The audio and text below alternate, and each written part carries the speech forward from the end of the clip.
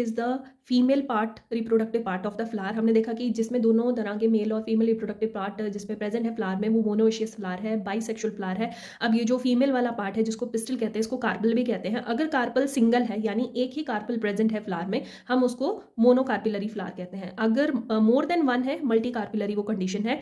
अगर more than one है और आपस में सब फ्यूज्ड हैं, they are fused with each other, then सिर्फ कार्पस कंडीशन। अगर फ्यूज्ड नहीं है, फ्री है, तब हम एपोकार्पस कंडीशन कहते हैं।